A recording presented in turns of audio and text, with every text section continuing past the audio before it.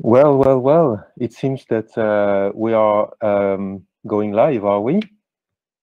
Donc, je fais faire les mots d'accueil.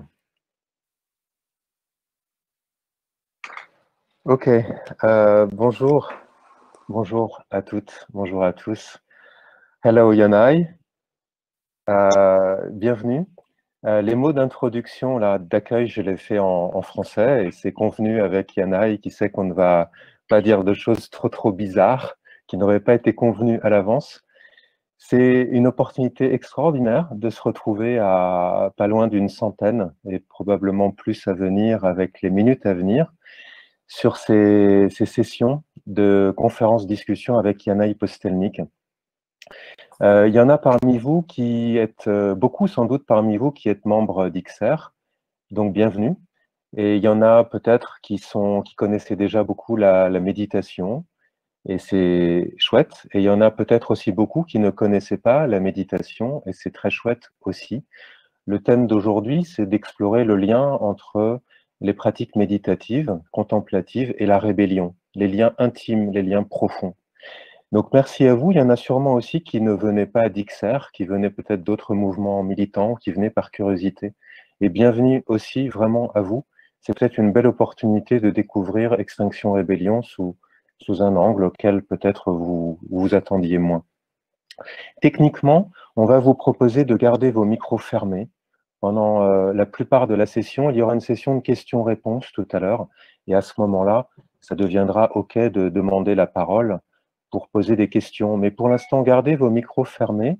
Et on vous invite plutôt aussi à garder vos caméras fermées pour préserver un petit peu la bande passante et nos pauvres serveurs. Donc, merci pour ça. Je voudrais vraiment remercier chaleureusement, bien sûr, Yanai, mais aussi Patricia. Patricia a sa vidéo ouverte sur les 2 sessions. Patricia est traductrice et elle nous fait vraiment l'amitié et le cadeau de traduire en simultané la conférence de Yanai, ce qui demande beaucoup de savoir-faire.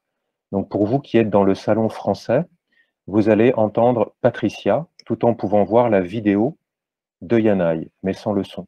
Et puis pour vous qui êtes dans le salon anglais, vous aurez Yanai en son et en vidéo.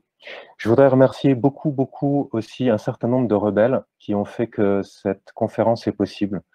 Alors il y a Maitri, que vous voyez ici, le roi des claviers, sur la vidéo, dont vous avez reçu l'email de confirmation de votre inscription. Il y a Gorenda, qui est roi de la salle française, entre guillemets.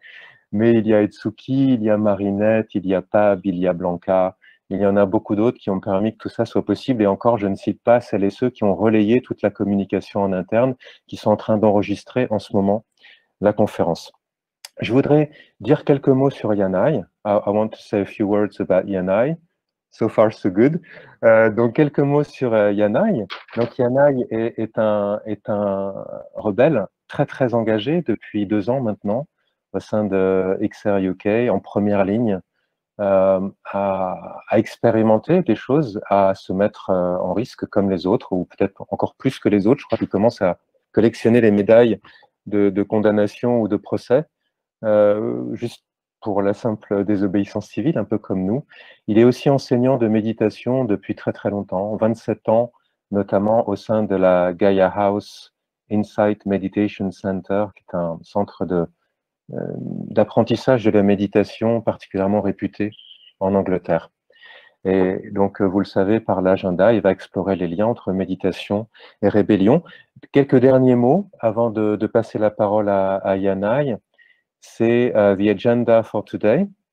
Donc, l'agenda du jour, ça va être de passer la parole à Yanai qui va mener sa barque, notamment peut-être proposer un petit moment de méditation pour se poser, pour démarrer, et puis ensuite partager ses perspectives sur ce thème de méditation et de rébellion, à peu près peut-être jusque vers mi-parcours, c'est-à-dire à peu près 16 heures.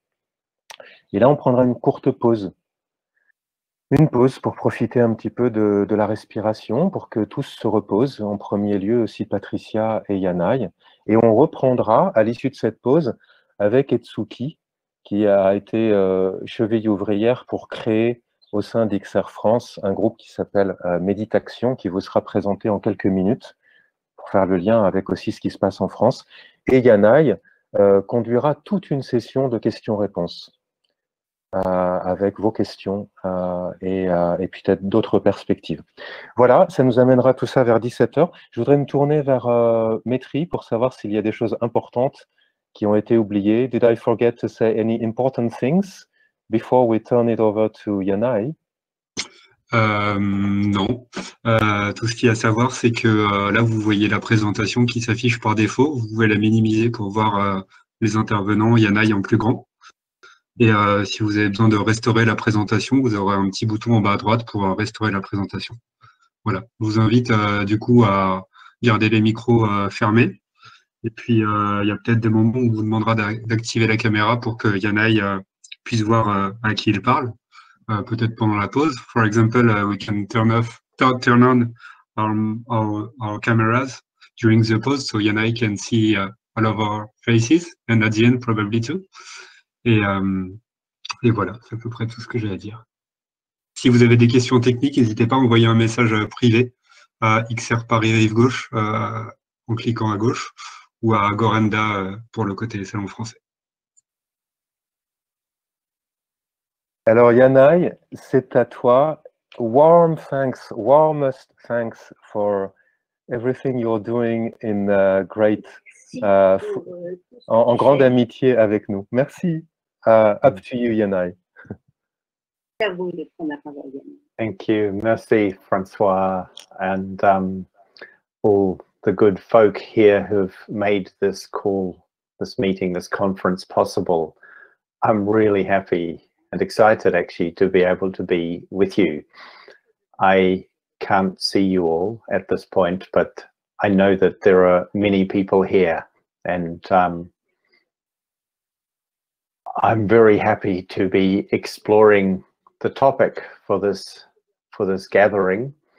And as I understand the topic, as this group is people who are connected with Extinction Rebellion, that you have some understanding, though I maybe not everyone, but some understanding of Extinction Rebellion. And I like to speak about my journey with both Extinction Rebellion and meditation, and how these two perhaps apparently different looking worlds come together, and how I have found there to be great benefit in my engagement in activism from my many years of meditation practice. So I'm just wanting to pause here, or just go slowly, just to check this is working in terms of the translation. People are hearing, and I will apologize as an English speaker and with a New Zealand accent if it's not clear sometimes. I try to speak slowly, but if I get excited, I may speak quickly, and you can, maybe someone tells me I need to slow down.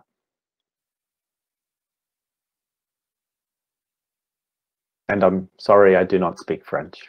I would like to be able to speak to you in your own language, but this is what we have, and I'm very grateful for Patricia to offer this translation, that I feel very good we can do this way.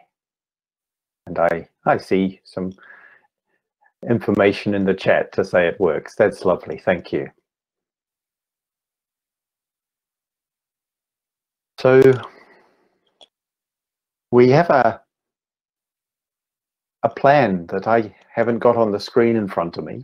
So I'm just quickly going to remember the plan.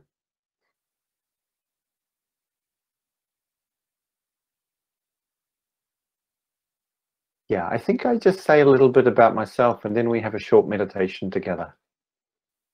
And I know Francois has already kindly introduced me. What I want to say for myself in coming here is that I think for me, activism has always been at the center of my life. And in fact, when I was very young, even 10 years old, I went and camped in the winter in the snow with my father and a group of activists to sign a petition which in New Zealand, this was 45 years ago, was to stop the logging of our native forests. And eventually 350,000 people of New Zealand signed that petition, which is, in fact, of a country of 3 million people, many, many people. And we were successful to stop the cutting down of our native forest. And as a very young, not even man then, young boy, this was a first step. And much of my adult life, I've been engaged with meditation. And I see this as a form of activism that I'll say more about, but the essential part of it, and I can maybe say this simply, when I first, as a teenager, went to some training, I think from Greenpeace it was, they said, one of the principles that I've always remembered, they said, in activism, think globally, act locally. Maybe you know this phrase. For me, meditation is the most local form of activism, where we take our principles and our values and we try to live them within our internal systems, understanding that these systems are connected to the larger external systems which we seek to transform. So this is just a little reflection to begin.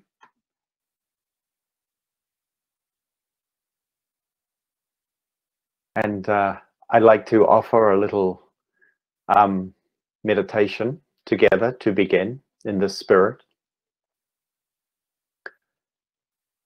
And so I just invite you, wherever you find yourself, perhaps and probably you are sitting down, but even if you are standing up, that is fine. Or if you are lying down, this is also can be okay. But I invite you to just take a few moments, perhaps to gather your attention into your body. You might like to close your eyes or just soften your gaze downwards. You don't have to look in. You don't have to close your eyes, but taking the focus away from the sort of the field of looking, seeing, into the felt experience of your body, and just noticing whatever it is you notice, whatever it is it feels like for you just now in your body. Maybe it feels relaxed, maybe tense. Maybe it feels soft and warm. Maybe it feels hard or cold, or just what you notice. And then particularly noticing where you feel the weight of your body, resting or pressing down on the seat or the cushion or the floor or ground beneath you. And feeling that simple, perhaps quite clear contact of firmness, hardness, solidity, just whatever you notice there. And in this way, being in touch with your body as it rests upon the earth. And feeling beneath you the firmness of the earth that supports you and upon which you can rest.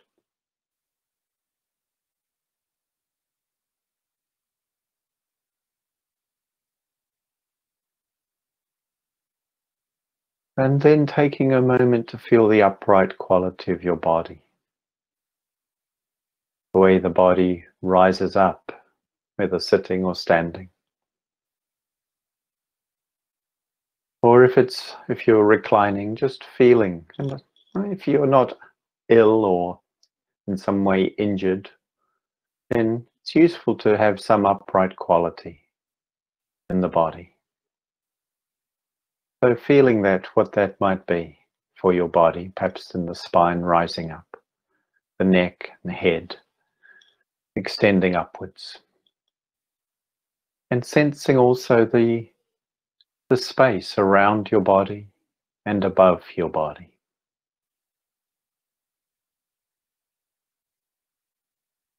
Just sensing the very subtle or simple experience of having space that allows you to be here.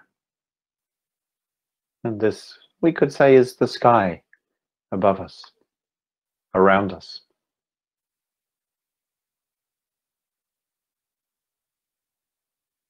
And so acknowledging we have the earth to rest upon, and the space of this open, vast open sky in which to be here.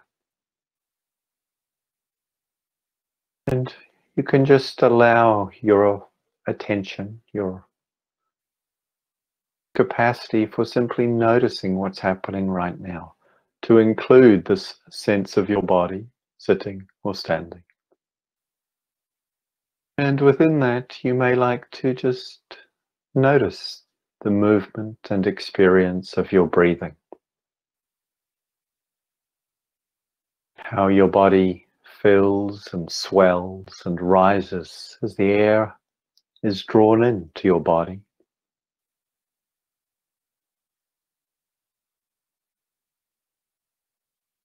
How your body softens and drops and relaxes as the air is released when you breathe out.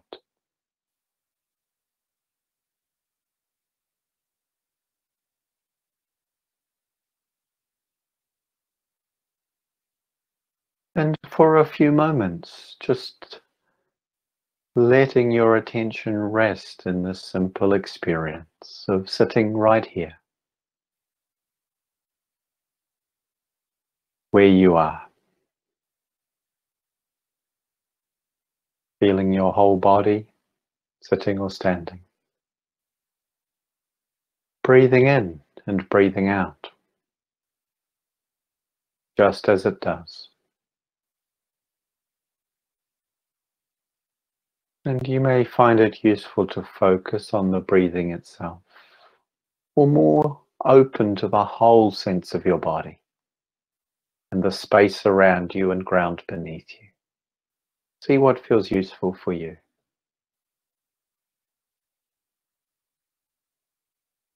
And as you are sensitive to this breathing body, feeling the experience of this living, breathing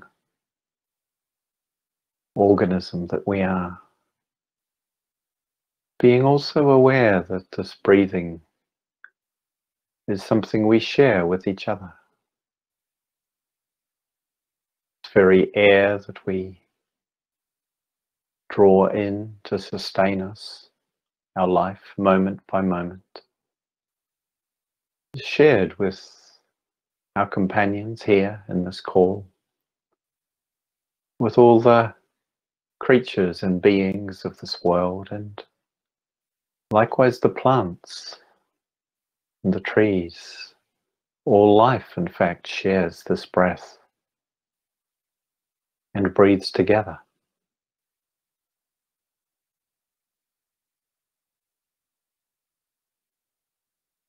And so resting in this way, coming back to the simple experience of your body, sitting, standing on the earth, beneath the sky,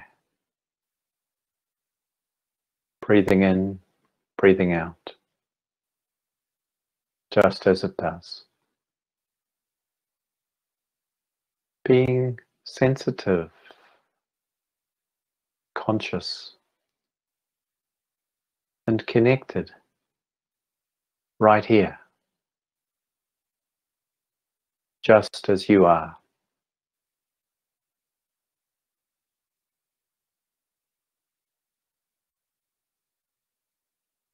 Breath by breath,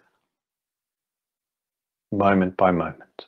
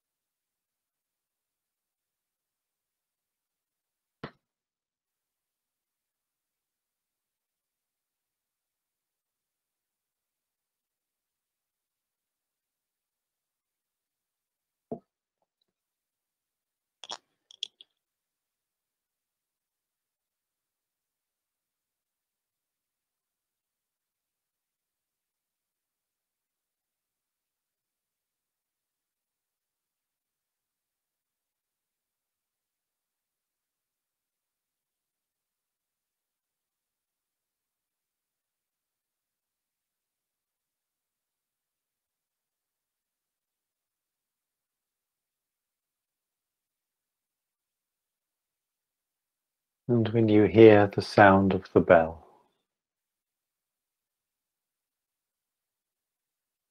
just listen as the sound comes to your ear,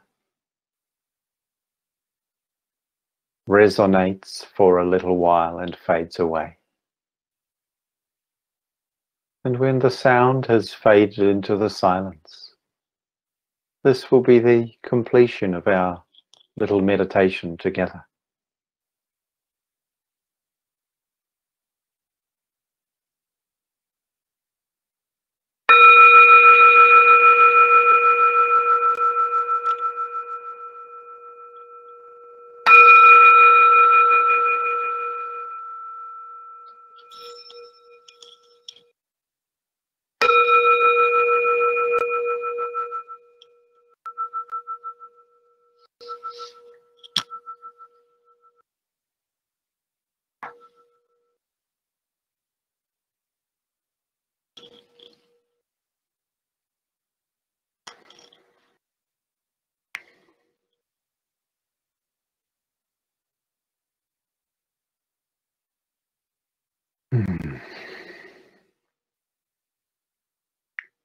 Thank you.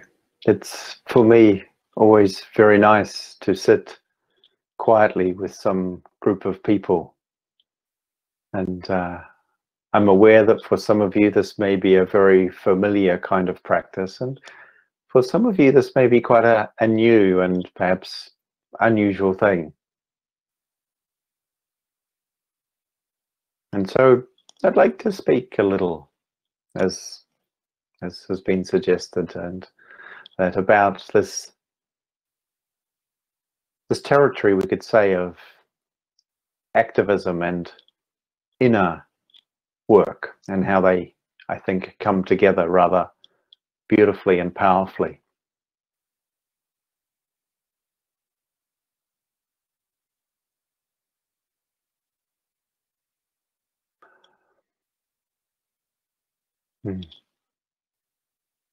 And I'm aware there's a lot I'd like to say, and I won't get to say it all. So I hope what I find and what comes is useful to you, supportive and helpful.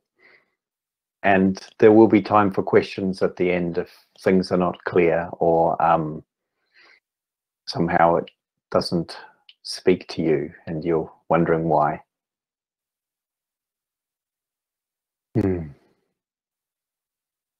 I wondered if I were to give this a title, what I would call it. And I'm not sure I have a title for you, but what came as the simplest phrase was embodied engagement.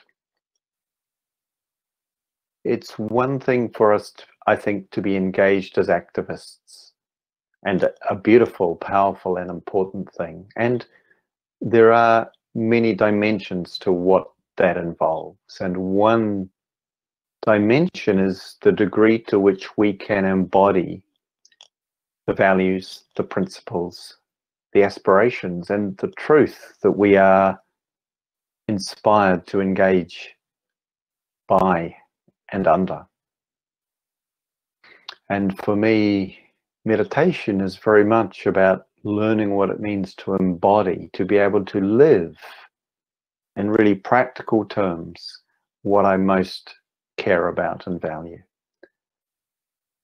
I'm imagining, and I hope this is the case, that I don't need to speak in detail here at all about the circumstance of our world, because you will have given some reflection to this. But I do feel it important to say and to name that we are both here in the UK, also in France and elsewhere in Europe, where you may be calling from, or if further afield. We are right now in the midst of this COVID-19 coronavirus pandemic, in which there are many challenges and difficulties, uncertainties, loss and danger for many. And this is truly a very immediate crisis and emergency. And I just want to acknowledge that there may be amongst us those who are currently impacted by this in different ways. Isolation at home, or oneself, or people we feel and hold dear, maybe not well, ill, maybe we have lost loved ones or friends. And this is significant for us all. And this emergency sits, of course, within a larger emergency, without trying to say that one is more or less, or bigger or smaller, but they have their own realities. This situation of our immediate circumstance, the coronavirus pandemic, this also sits within the larger climate and ecological emergency that we face as a human community and as a world, that threatens our shared survival and ability to sustain a livable and a hospitable ecology for not just ourselves, but for so many life forms, creatures, plants, beings, both individually, as species, and as whole ecosystems.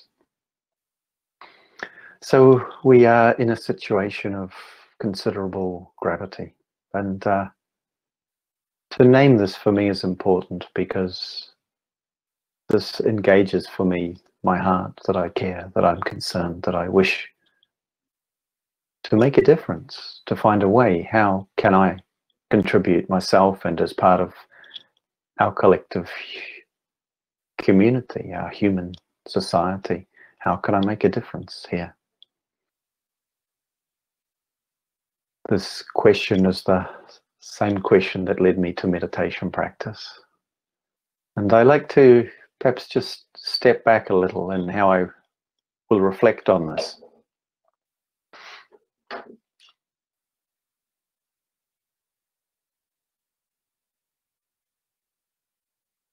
In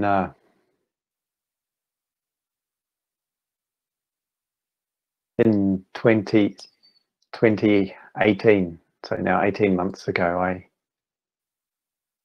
I attended my first Extinction Rebellion meetings in November. I joined the action on the 5 bridges in London in November, and I was one of those holding the banner at the front of Southwark Bridge with my community, my friends from my local area. There weren't so many of us because the coach on which they were coming to the action had been delayed, but we managed to occupy the bridge anyway. And when the police line came towards us and started to put pressure on us to leave, I found myself feeling really a lot of love. I was somewhat intentionally, but also spontaneously connecting with a practice I learned in meditation of just turning a sense of friendliness towards. In this case, the practice is to turn towards whatever one is meeting, inside or outside.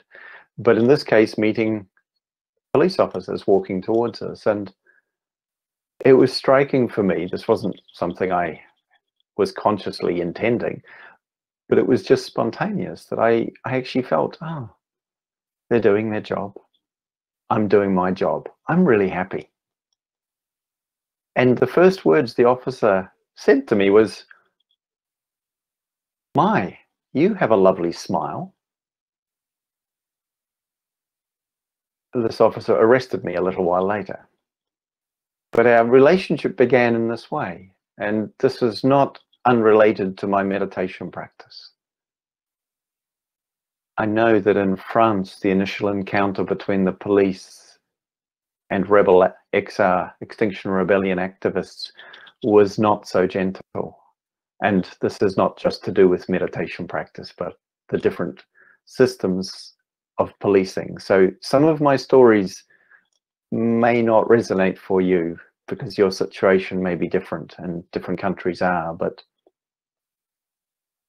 for me it was a striking moment of recognizing the value of what I had learned in meditation, in the act of rebellion, how it applied, where it was useful for me. And the next action I went to, or one of the next actions, was to blockade the BBC, to ask them to tell the truth. And someone said to me as we were just getting ready for this action, he said, you know, I wish all the meditators would engage in activism. This person knew I was a meditator. And he said also, and I wish all the activists would engage in meditation. It turned out he was a meditator as well. And so maybe some of what's here for me is my own wish for that.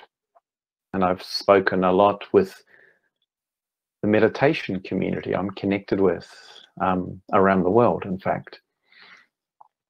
And with a view to calling that engagement of meditators becoming activists. And here I find myself interested in this conversation to say, oh, as activists, what does meditation have to offer?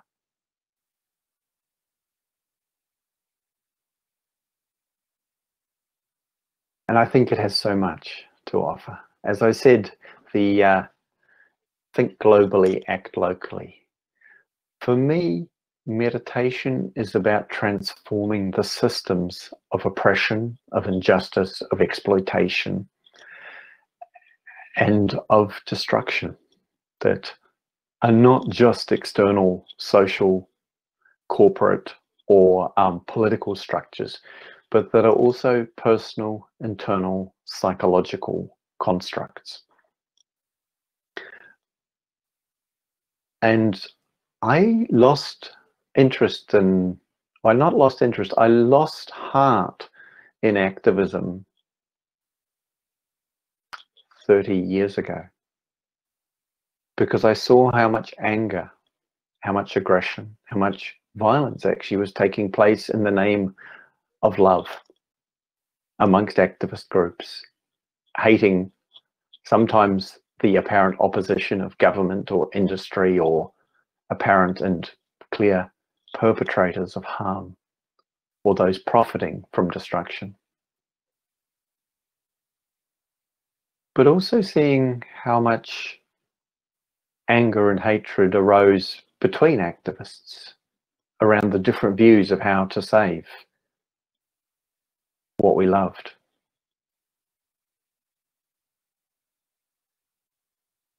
How to relate to the situation. And I came across meditation almost by accident, but when I did, I realized it was what I was looking for, because it was clear to me I needed to transform myself if I wanted to transform the world.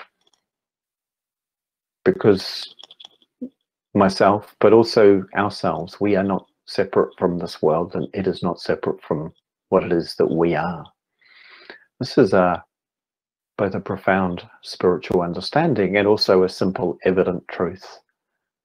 Right now we see, don't we? And many of us would have said we know this already, but it's so clear that we are all in this together. We in the world cannot be separated, because we're all affected by all of us.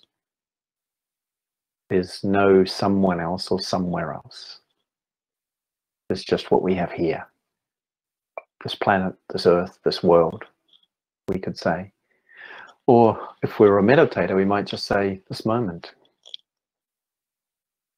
Because for now, this is what we have.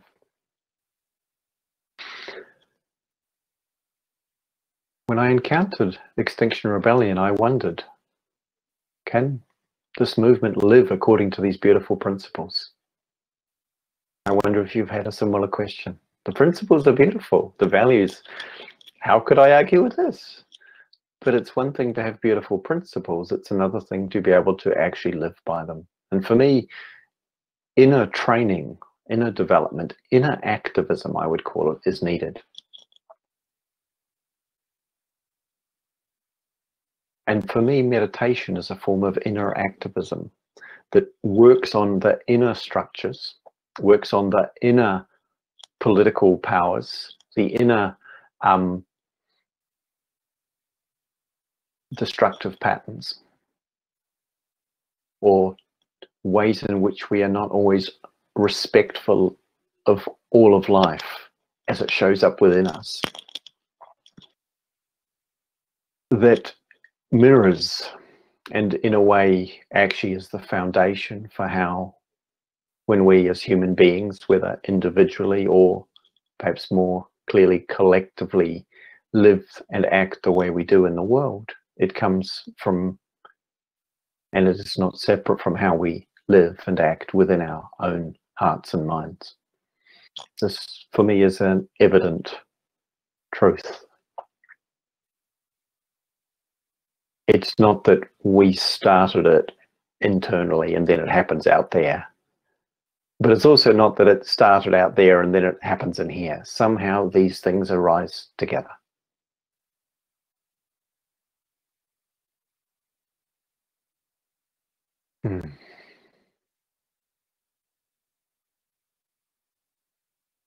And so I'd like to say a little more about meditation. It's interesting that meditation has an association with spirituality in many of our minds, for better or for worse. And I say that word, then I wonder, I can't see, you know, maybe half the cameras just clicked off and you decided to go. That's okay.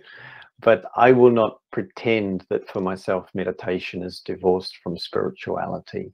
But it is not bound in any dogma or religion or belief systems about spirituality. I want to say that really clearly. Although my training and practice and teaching is within one of those, we could say, spiritual or religious traditions, the heart of meditation is about human experience and our natural innate capacity to understand it directly in a way that is actually quite remarkable and at the same time simple, that is challenging and at the same time really, really helpful. I'm not trying to sell it to you. I'm really not interested in that. But if you're interested, I'm really happy to speak about it and share around it. I name that word spirituality partly because in Extinction Rebellion, we refer quite unashamedly to Gandhi and Dr. Martin Luther King. And we talk about nonviolent civil disobedience, and I've become an enthusiastic practitioner of the discipline of what that involves. But I'm never for a moment forgetting that Gandhi and King had the power to speak as they did, because they were also rooted in a deeper vision of life, that we see the shallowness of materialism. And what I'm talking about is really that depth of human values that goes beyond materialism, consumerism, that understands true human happiness comes from something deeper.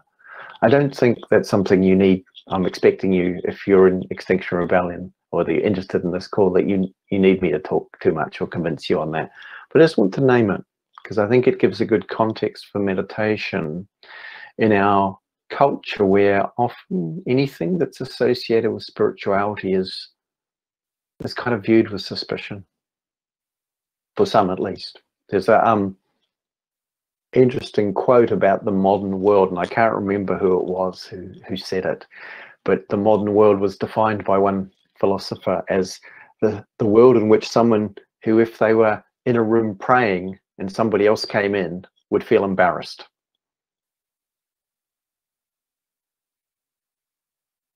The pre-modern world where one perhaps would feel proud to be praying. But in our scientific paradigm, prayer is something we might not feel comfortable about. And I'm not talking about prayer here, but interestingly, meditation may be seen in that same camp. So what is it that I'm talking about? At one level, it's the simple harnessing of our capacity to be conscious and awake, and exploring what's possible for us when we use that capacity consciously, intentionally, when we train ourselves in ways that we aren't trained in our normal education, to be able to turn our attention and tune our attention consciously. So being able to direct our attention where we find it is useful to direct it, and being able to pay attention in certain ways to bring certain qualities to bear in how we attend. This is the heart of meditation. As to what it's about, I used to say the most simple thing when I first started practicing to try and explain it was to friends or family who'd maybe never done it. I said, it's happiness training. This is how you learn what brings happiness and how to bring it forth. Because happiness is no accident of good fortune. Of course, we have good and not so good fortune, but understanding the conditions for happiness is something that's possible for all of us. And as well as happiness training, it's training for living an authentic life. By authentic, I mean being able to actually align my thoughts and actions and my words with what I believe is true and valuable. And I'm sure we've all had the experience of knowing when something is harmful or unskillful, unhelpful, and finding ourselves doing it anyway. We do this, don't we? Or knowing when something is actually helpful, useful, and not doing it, you know. And the latter, I know it's good to exercise regularly. Sometimes I don't. I know it's good for me, but I don't. How do we do that? How does that happen? Sometimes I know it would be better not to eat the second half of the bar of chocolate. I don't argue about the first half, but I eat it anyway. How does that happen? I know it's not good for me. I don't even enjoy it, actually, but somehow I anyway finish it off. There are forces that operate within us that if we're not conscious of them, we are in a way, we are not free to live the life we wish to live. And so in one sense, meditation is about the process of stopping business as usual. To use the phrase we use in Extinction Rebellion. Business as usual is we just keep going. And we keep going faster, wanting more and more. Because actually, the premise of fulfillment that this consumption is based on isn't working for us. And the story is, get some more of that and you'll be happy, fulfilled. We, again, I think in the world we see that. You wouldn't be here if you didn't have some understanding of this. But the same thing's going on often inside us. And so meditation as a source of inner well-being is a way of engaging, from where I see it, with the spiritual crisis that underlies the ecological and the climate crisis of our world. The spiritual crisis that suggests our happiness and fulfillment comes from having more stuff or more money, and that allows us, with more or less a degree of conscious consent, to destroy other lives in the process of trying to get for ourselves. And I'm not saying this personally of you or anyone here necessarily, but collectively this is our situation. We are collectively destroying the lives of others to get more for ourselves, other creatures, other species, other members of our own human community. And we, even as we see this going on, we don't actually find it so easy to stop. And I'm sure And I imagine and trust that many of you, as myself, have made great efforts to do what we're able to do in this regard, to consume less, to care more for those who are vulnerable. And yet still, it's not easy.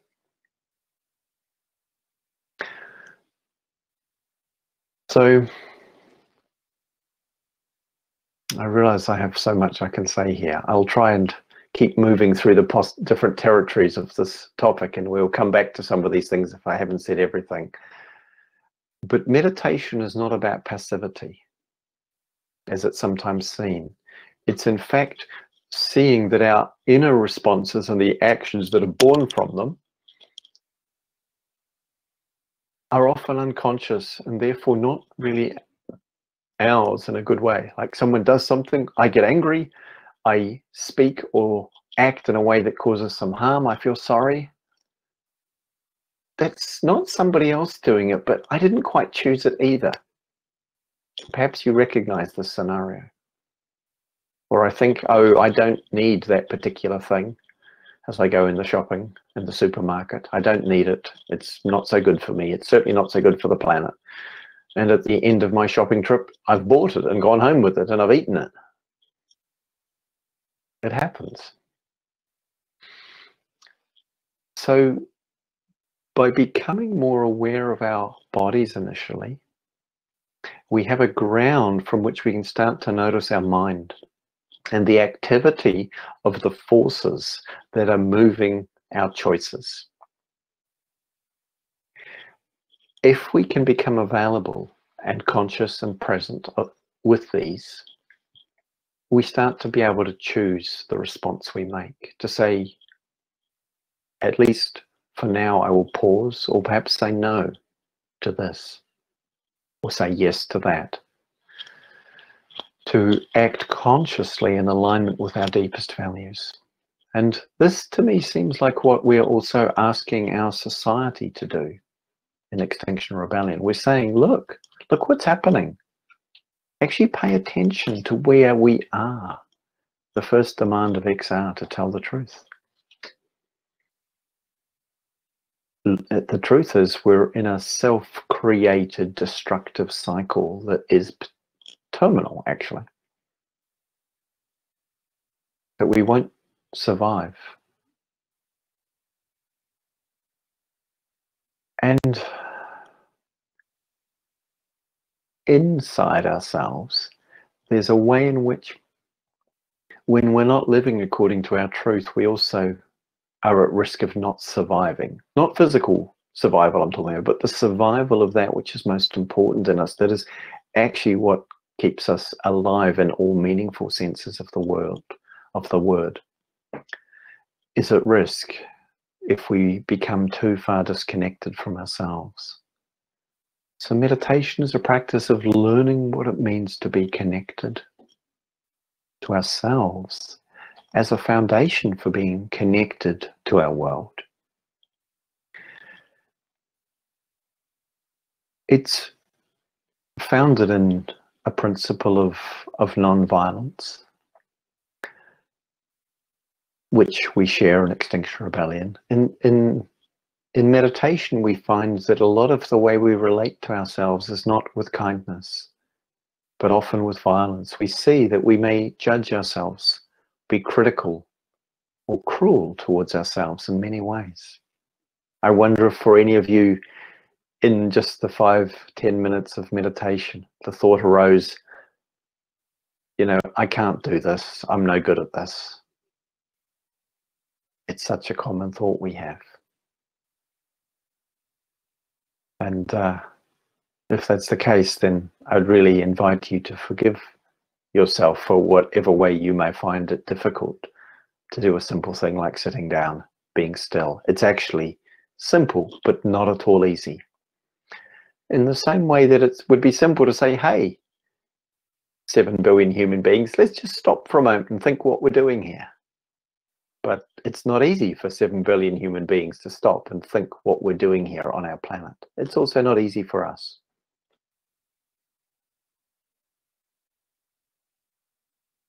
In meditation, as I said, we can understand it as a form of inner rebel action, where we start to listen and hear, what are the messages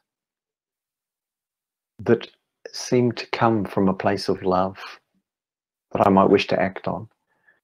And what are the messages that are inside me, my own thoughts and feelings, that perhaps are giving a different message to do with a sense of somehow disregarding others in order to promote my own well-being?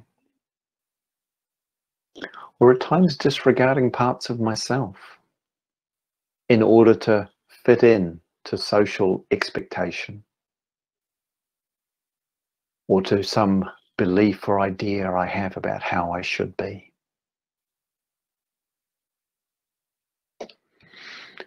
Meditation asks us to really look at the truth of our experience, to see what makes sense from that place. In the same way that as Extinction Rebellion, we ask our government, our society, to stop and look at where we are right now and say, what makes sense from here? Does it make sense to just keep doing what I've been doing already? Or is something different needed?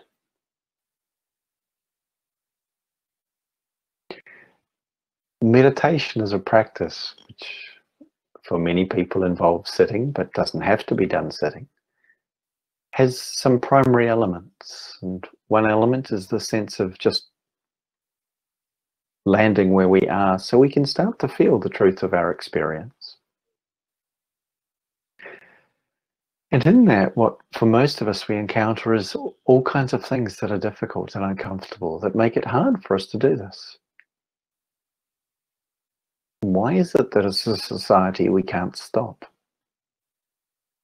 Actually, I would suggest it's because it's really uncomfortable when you're running really fast and you haven't stopped to notice that the reason you're running or moving so quickly is because it's uncomfortable when you stop. And as soon as you slow down, it feels uncomfortable, so you speed up again. In the context of this COVID-19 pandemic, we've all had to stop some.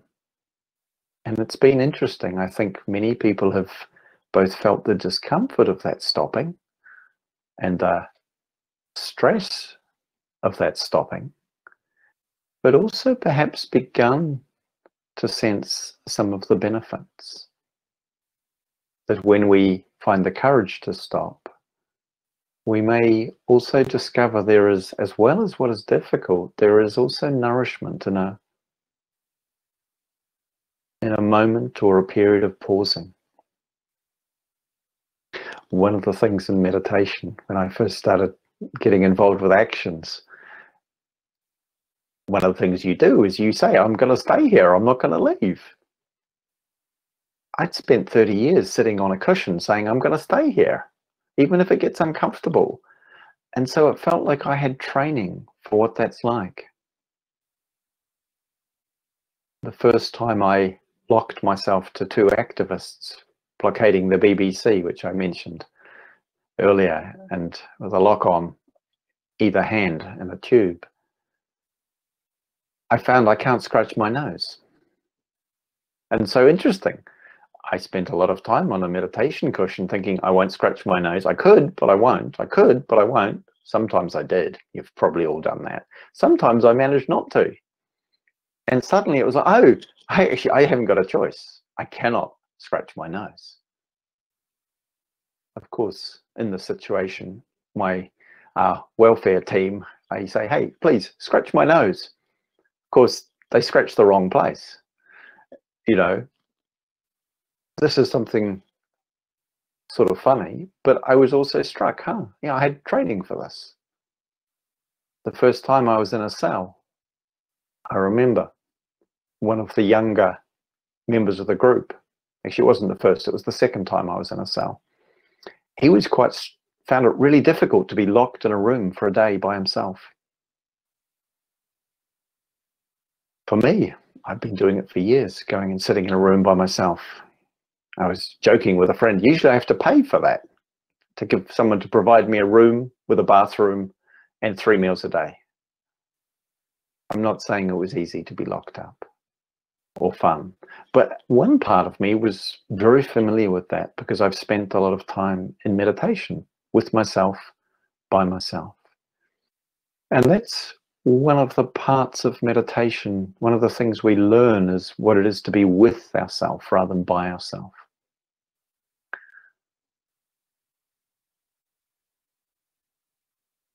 And I'm just pausing because it's a little hard to speak without seeing everyone and knowing how much content is useful here. I think I just want to give some specific references for how meditation practice can be understood as relating to the principles and values and actually also the demands of Extinction Rebellion. The essential elements of meditation are, I think, in simple terms, three. One is a gathering, a coming into contact with our actual experience. The second is a process of opening to, of actually starting to include and welcome what is here. Understanding that unconsciously we may turn away from or even reject, actively push away some of our experience.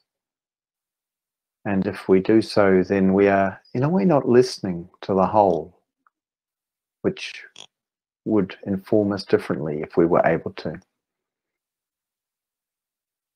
And then there's a process of becoming curious and interested to understand more deeply what's happening here.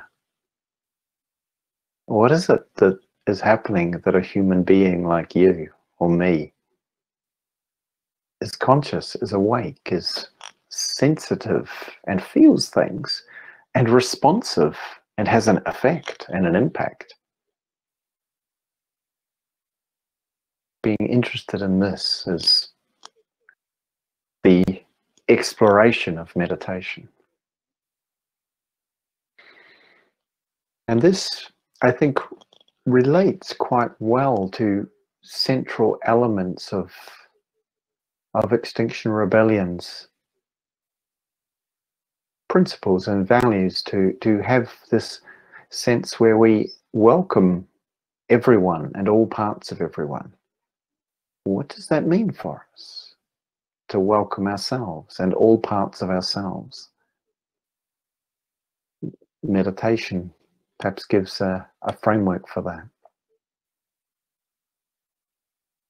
We value, or actually I say, we value reflection and listen and learning.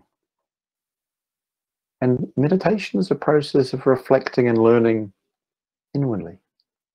Understanding that it's through making mistakes that we learn. So we must be kind with ourselves, but also courageous to learn from what has gone before, but also to find new ways to go forward. And that involves, for many of us, challenging ourselves, and the principle to challenge ourselves in our toxic system. And to challenge ourselves in the ways we might be addicted to entertainment or distraction, which most of us are to some degree, because it's at some level seems to be easier than really being present for our lives in a more sustained way, which is really challenging.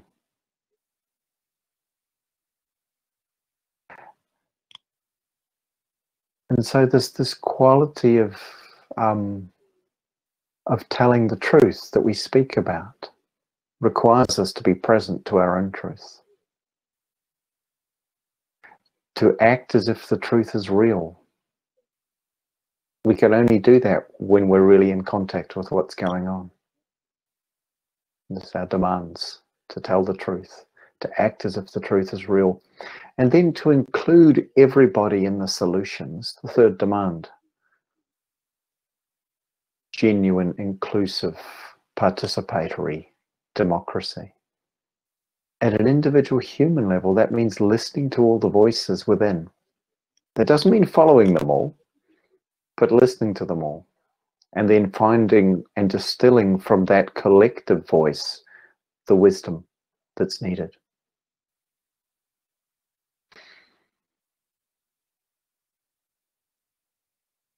So there's just one more thing I want to name before we take a break.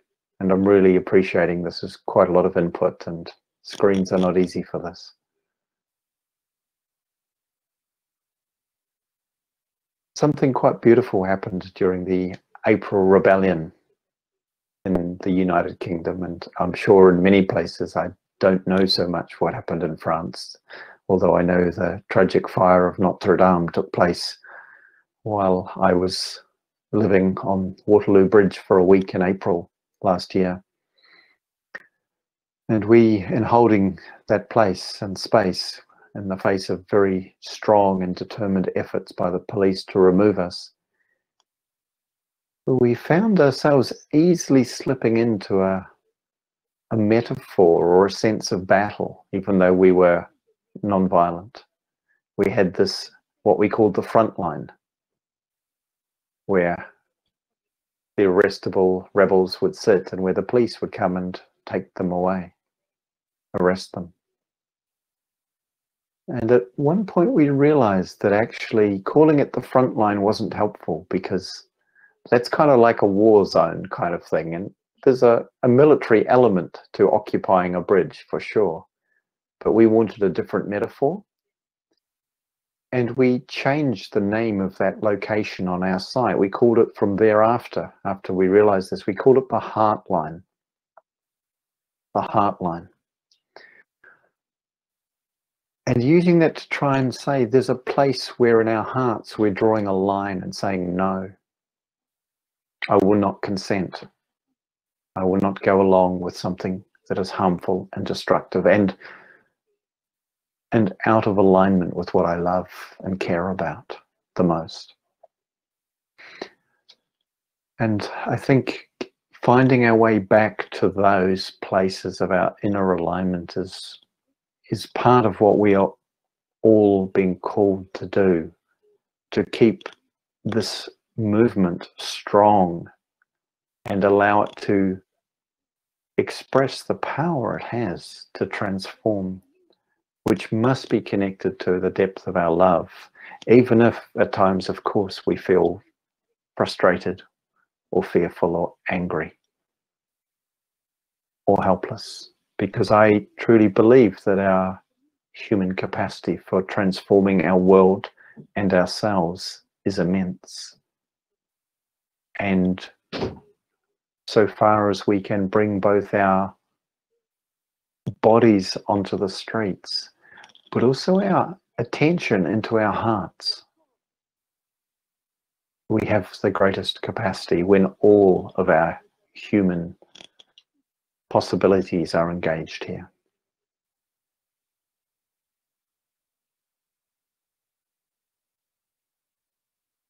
And I think I'm going to stop here for now. And we have a little break, I think. But perhaps I hand it back again to our facilitators to say where we go here.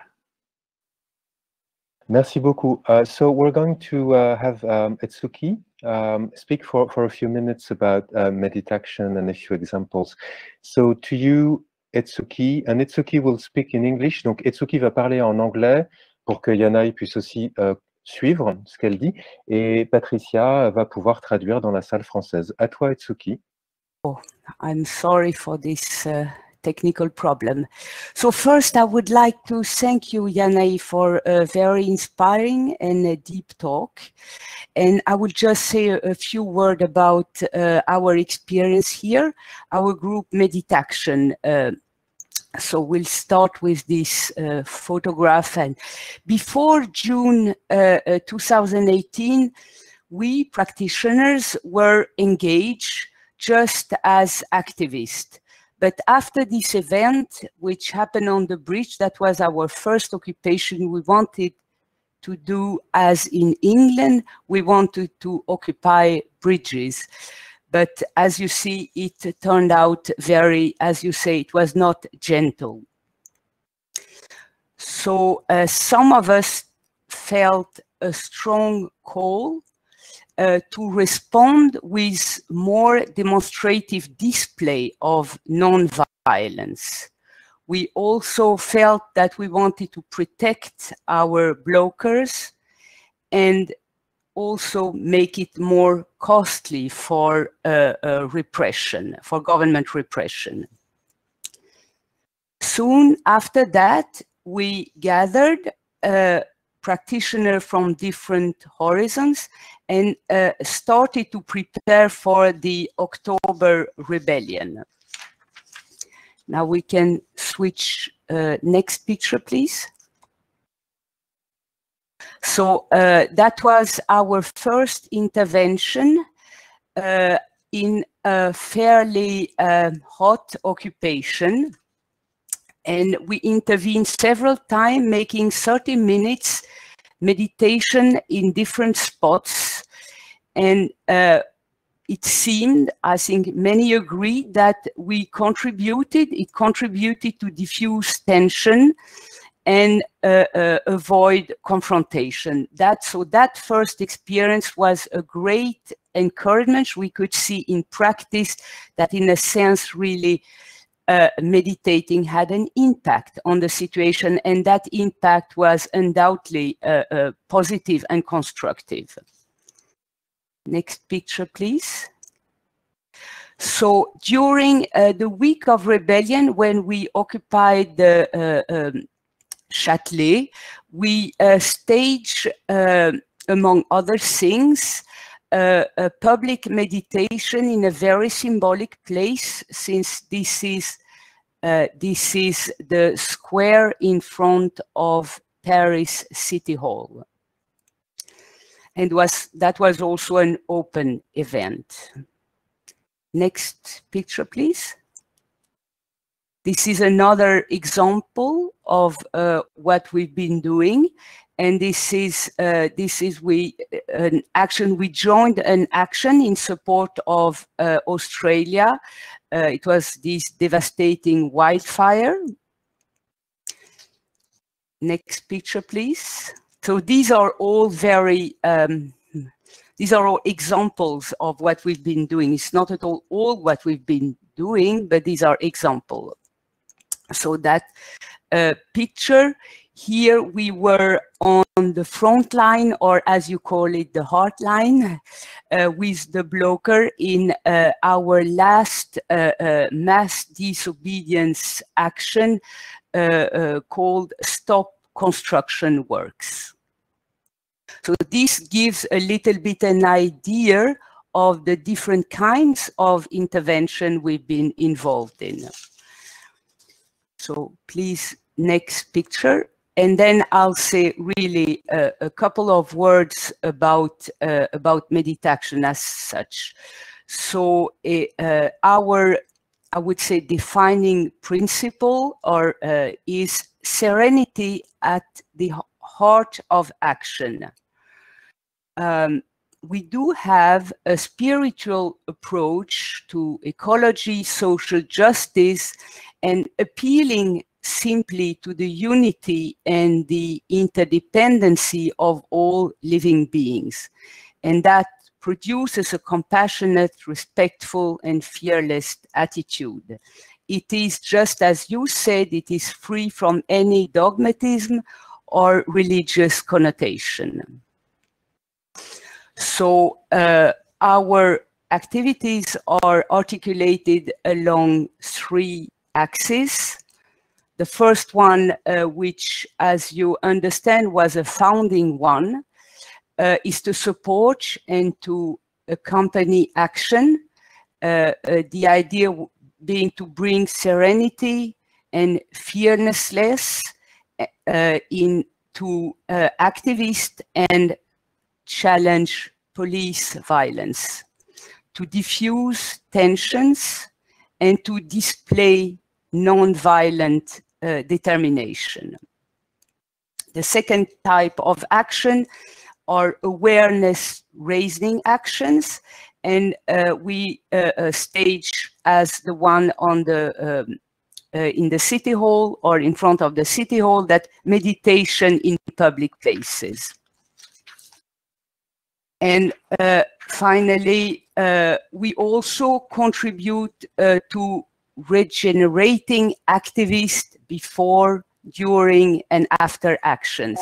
And then the last kind of activity we've developed here under the lockdown is an activity of proposing meditation morning and evening, as well as some yoga recently, also for regenerative purposes. So that's all I wanted to say, because I think this is the most important, is that we have you here, and I'm sure many people have questions to you. Thank you very much.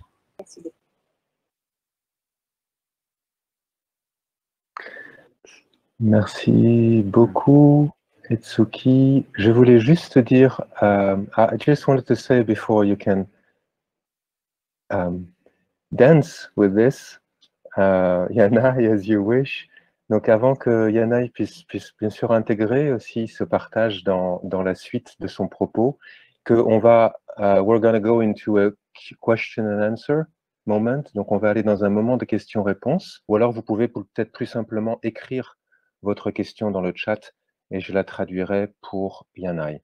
So with this, I was just explaining, Yanai, a few technical aspects around how to ask questions, but I think it's really interesting also for you, if you wish, to also comment on what Etsuki just shared. And thank you very much, Etsuki, for sharing this in the name of the group of rebels within Méditation.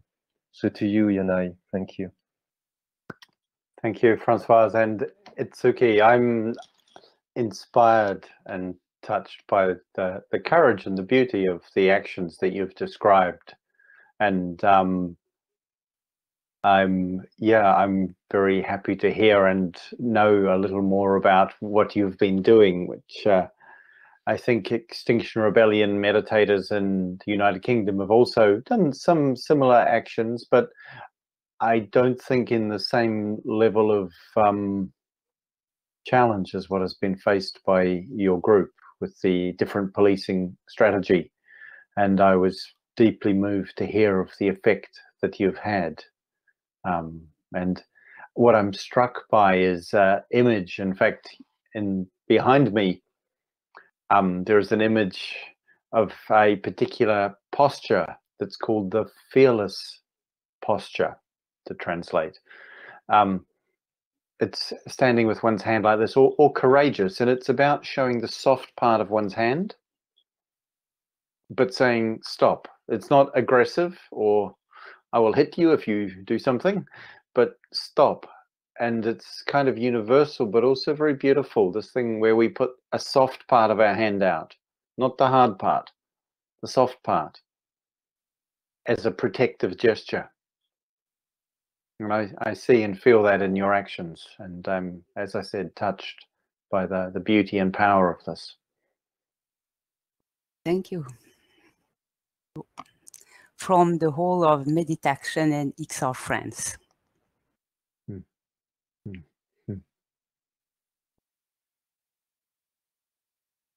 Yeah, and so I'm also very happy to have some questions here.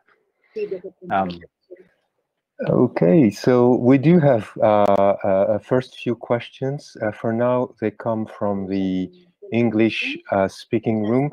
So if Sam, you are okay to open your microphone and ask your question live in English, and you can also turn your video on, Sam, as you start asking your question. Thank you.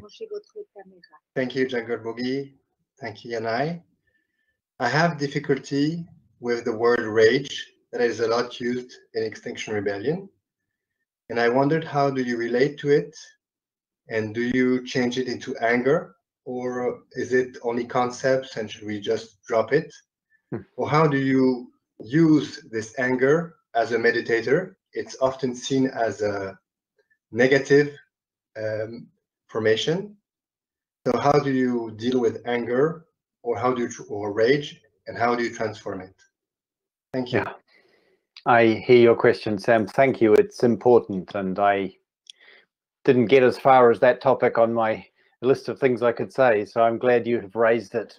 I also have a little difficulty with signing rage on the bottom of my letters when I do this. But I think what's important here for me, I give you, is to two or three things. One, anger or rage, it kind of, we can use those words in different ways. One is the form of aggression that comes when we wish to push away or destroy something that we see as dangerous or harmful or we don't like. I'm going to call that anger for now. Rage can be a form of anger where we've lost control of our ability to choose, and we're just driven by that force in a way that can be destructive. But rage also, at least in English, has the meaning of our strong emotional response to some form of injustice. And the word that's used more precisely there is outrage. So I don't know how well that translates, but the word outrage is what we would experience as a natural and appropriate response to injustice, to harm that's being done, either without care or intentionally. So for me, there's a difference between the wish to harm or destroy the cause of that thing that's damaging. That's what anger and rage tends to do. It harms or destroys. But the force of our life that arises that says, no, that is not okay. This is important. And interestingly, this is what this image represents. It's that energy that says no. And the association with it would be a parent standing outside the door of their child's room when someone is coming to the house to hurt the child. And the parent, absolutely, no way are you coming through that door. No way will I let you hurt this child. And I will be forceful and fierce if I must to protect the child. But the point is about protection, not about hating or hurting the person who's coming. I don't know if that's clear, but for me, that is the distinction. And the word I would offer you, which I only actually first discovered for myself 2 or 3 days ago, which may work for you, in English it works, is, if I would write it, it would be co-rage.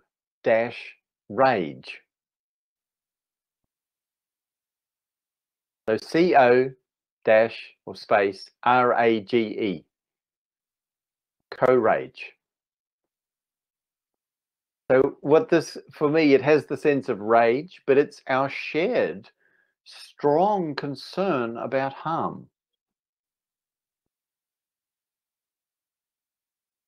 And in this, of course, our hearts need to be engaged. So courage, cœur, in the, you know, en français, cœur, heart, is engaged here. That form of rage that has our heart in it is very different than the anger that shuts our heart down. So for me, the practice here is to stay close to my sense of concern, to find ways to act to stop harm without closing my heart to those who seem to be causing it. Because of course, we see in Extinction Rebellion, we have the spirit to not blame and shame, because we understand we're all part of the system at some level, willingly or unwillingly, wittingly or unwittingly.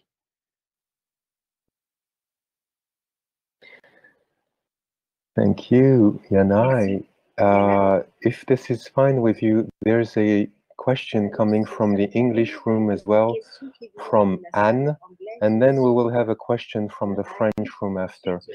Anne, if you wish, you can turn your microphone on and maybe also your video on if it's fine for you.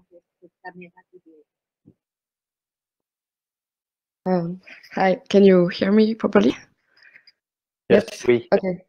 Thank you, Jungle Boot, and thank you, Yanai. Sorry about my English. Fine. My question is, what would you answer to someone who would argue that meditation and non-violence activism is a form of class privilege? And I'm asking that question because that's the kind of criticism that Extinction Rebellion has faced last October in France. Yeah. So I think my response, and I've heard this question or this issue raised before, that yes, of course, and actually, Anne, it's fine if you like to stay while I answer, you don't have to. Of course, we are using our privilege in this situation. And it's true that for some people, those choices may not be available. From where I'm sitting, the first thing we have to do if we are actually being subject to violence is attempt to protect ourselves.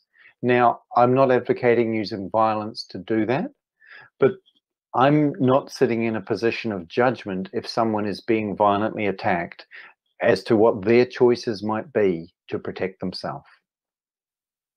From my position as a spiritual teacher, I think there is a kind of protection of the heart that involves keeping one's heart open, although one might need to use physical means also to protect, as I would not regard it as violence if someone was beating up a child to go and grab that person physically and remove them from the child. I wouldn't think that was a breach of my non-violence commitment. Other people might see it differently, but for me, that would not be so. In terms of the privilege of, for myself, I'm a white, middle class, middle age, heterosexual, cisgender man. You know, it's pretty much as you get in terms of identity privilege. It's clear to me that what I can do because of that privilege is different than what someone else might be able to do according to their circumstance. But rather than that meaning I shouldn't use the privilege, it actually, for me, creates the sense that I must use that privilege to try and address the injustice that those privileges are born out of. I can't pretend them not here, but I can own them. I can speak to them. I totally get that for someone coming, for instance, from the community of non-European heritage people, they are much more likely to be subject to physical violence, or coming from the community of people who are not expressing themselves in the view of what is a very repressive heterosexual and heteronormative culture, that they will be, and others also will be subject to the risk of violence that is greater. And for me, it's important that we have real solidarity and provide protection if we can for such people, and that from where I am, that I can sit on the street and be arrested and know I probably aren't going to get beaten up. Means I must be willing to put myself forward there, and I have no judgment of someone who chooses not to for some other reason.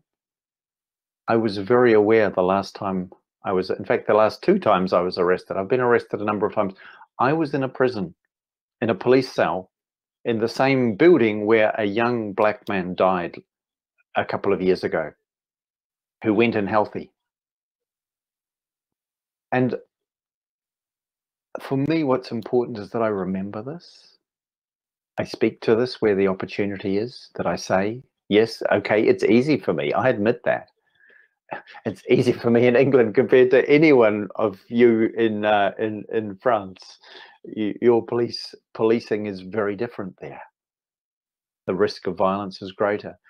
but I still believe that the deeper principle of non-violence, of not closing one's heart, is actually the deeper protection for us all. And it's not for me to say how someone else makes their choices. I just can say how I should and wish to make my own. And if you have a response to that, I'd be very happy to hear it. So it's not just my answer, but because this is important and complex. And so, Anne, please, if you wish to, you don't have to. You could respond. Thank you. No, I think I have my answer, and that's very complete, and it makes me think a lot. So thank you very much. Oh, I'm glad. Thank you. Merci, Anne. Thank you, Anne. We have a question coming from the French-speaking room, from Axel. So I'm going to say it in French and then translate it into English. Donc, la question d'Axel, c'est comment conjuguer l'acceptation de ce qui est avec la nécessité des luttes écologiques et sociales. And the question is how to combine acceptance of what is with the necessity for social and ecological resistance. Yeah, so your questions are very good. Thank you. Acceptance for me is about where I am or where we are. Accepting means saying yes to this as the truth of the situation. It does not mean, because acceptance has different aspects to what it can be, how it can be used. It does not mean that I say that what is happening here is acceptable. That is different. The destruction of our ecology, the exploitation of humans and of creatures and of ecosystems, this is not acceptable. Acceptance is that I start from a place that I know this is where we are and this is where I am in myself, which might be really angry about it or really sad about it. Acceptance is that point. From that, then this is the basis of action. Acceptance is that if I don't accept, if I resist, if I judge, if I reject the fact of what's happening because I don't like it, then I can't quite land there. And if I'm not there when I act, it's as if I will be off balance when I act.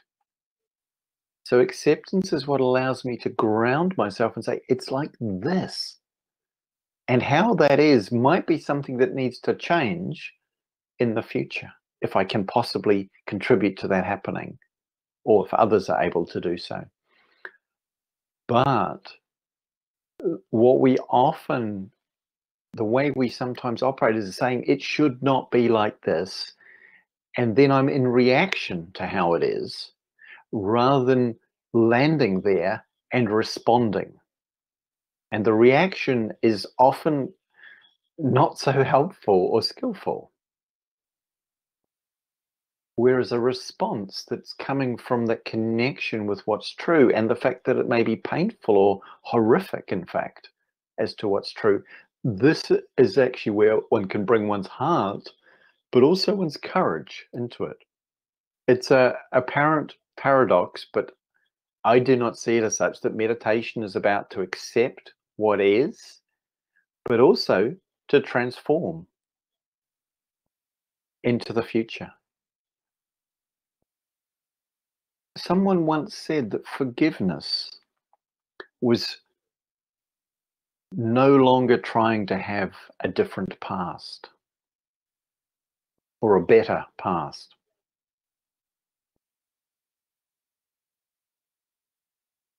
And this is relevant here because it's like, not that we have to forgive necessarily something that is continuing to cause harm, but that process of, again, opening our heart to where we are, even if we really don't like where we are, personally or collectively, that's the place from which we actually have our power to respond creatively and perhaps forcefully, powerfully. And I see no contradiction between these two things myself. Acceptance as to where I am now, changes in the direction of where I wish to move. I hope that's useful. It's a great question. Well, as you noticed, questions are so great that we cannot take so many of them. I mean, we could, but dear Yanai, I really want to turn back to you so that you have ample time to lead towards the end of the session. But really, it's okay, I think, for most people to go over by 5 or 10 minutes. So that you have time to lead a practice as you wish, so that you have time to share closing words as you wish. Okay, so I would like there to be some more chance for a little more question. If you think people are happy, we can either I mean, we could finish on the hour and then take some more questions for those who want to stay, so that we don't lose people. I'm happy to stay on a little after also. So why don't we do that? So now we'll round up so that those who need to leave can do so with a little meditation together, and then a more informal conversation, questions after. So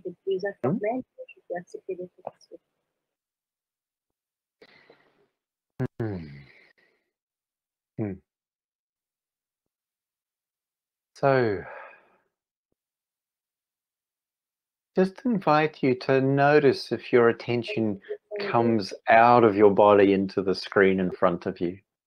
The interesting and important conversations that we maybe agree or disagree with what we hear. We understand or don't understand what is being said, or however it is for you. Just notice what it is to settle back a little. For myself, I'm just kind of feeling myself returning more fully into my body as I say this. Taking a few conscious breaths.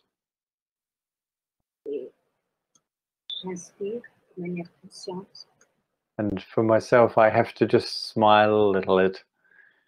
I would like to keep doing this for another hour or two, but it's not good for anyone. So we just kind of have to do a little bit of letting go, all of us.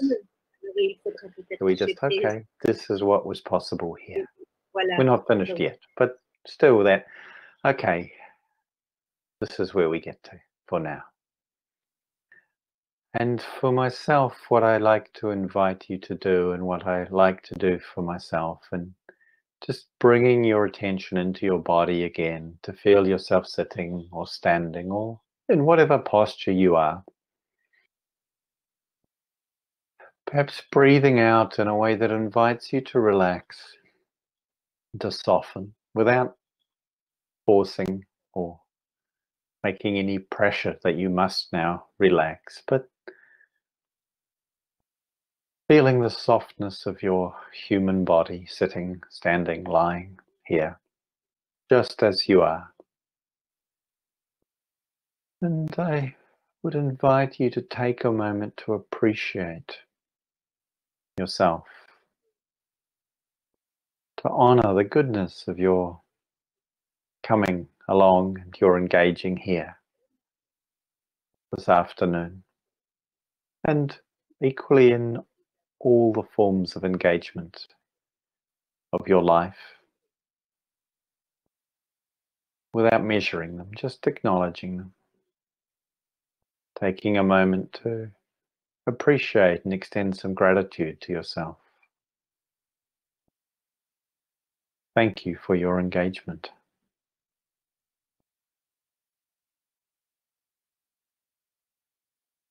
And so inviting a field and a space of kindliness, of friendliness, beginning with yourself. A sense of appreciation and acknowledgement.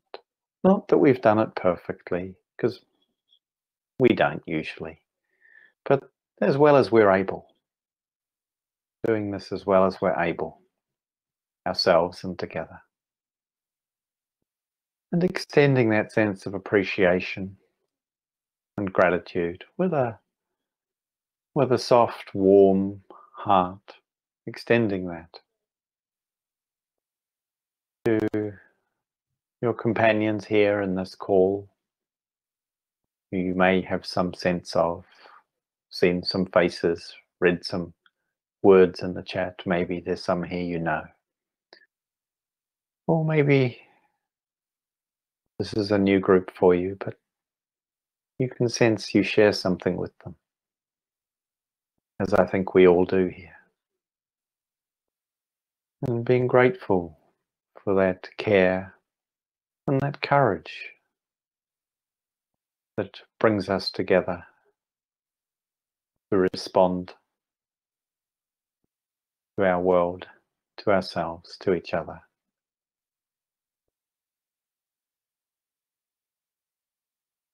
So this shared space of our call together is a place of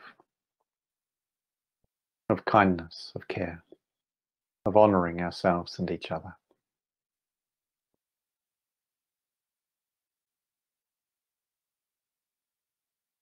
And into this space, I invite you to bring, if there's anyone who you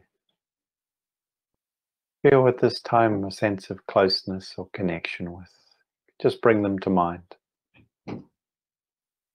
Or anyone who you're feeling particularly grateful for, or appreciative of their support, or what they may have given you in your life.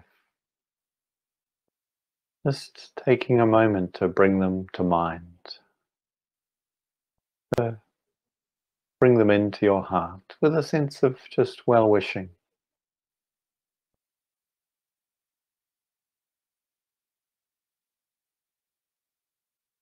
Gratitude for their presence in your life.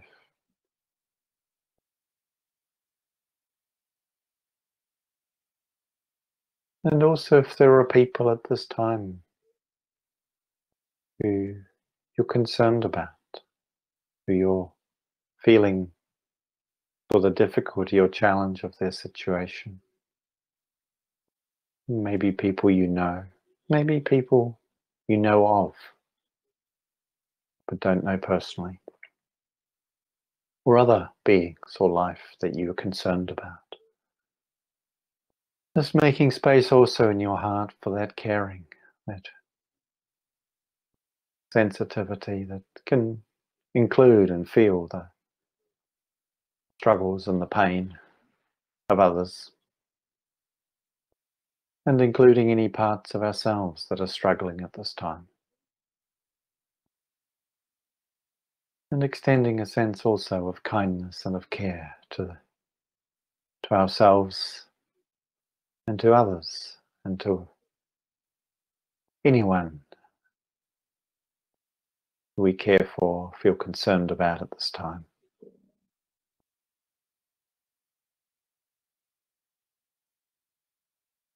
Knowing that we share this element of breath, this rather simple and yet miraculous, inexplicable existence,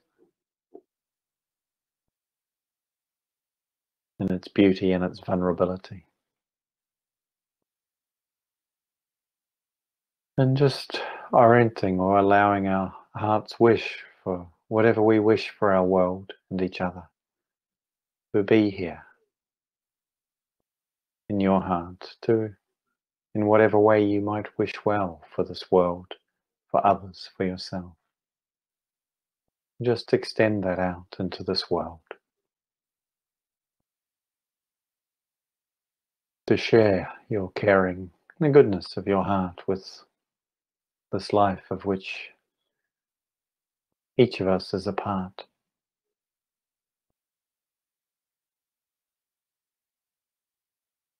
And in this way, breathing together with each other and all of life. Caring together for ourselves, each other, and all that we care for and care about. And we may like to just rest with an aspiration. They might be calling it a dream, a wish, a hope, a prayer.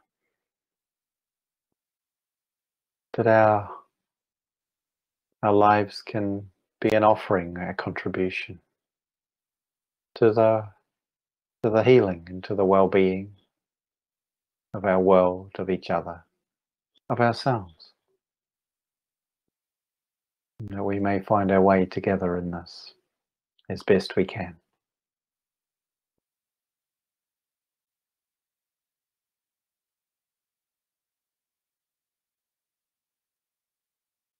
And to just imagine as the sound of the bell rings that this wish of well-being is carried out into the vastness of the universe to all living things and beings, wishing them well and safety, wishing healing and well-being for all of life.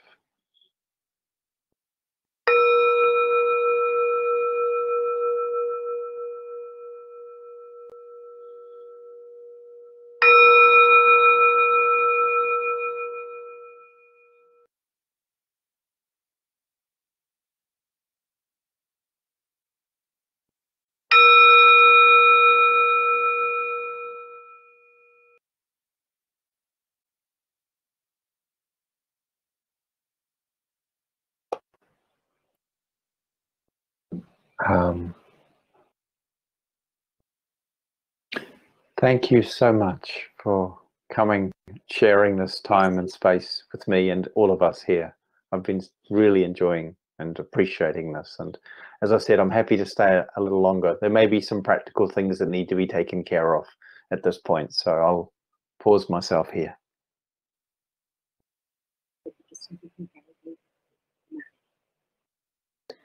Thank you so very much, Yanai. Merci infiniment. If it's okay with you, Yanai, I'll just say a few words in French to thank everyone and then also invite those who wish to stay a bit longer since you offered.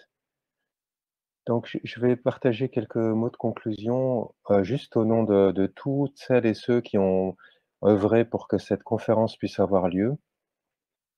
Et je voudrais en même temps qu'on remercie Yanai aussi, de remercier très chaleureusement Patricia qui a fait des choses rares par rapport à sa pratique professionnelle de la traduction, c'est de faire une simultanée pendant 2 heures, c'est extrêmement rare.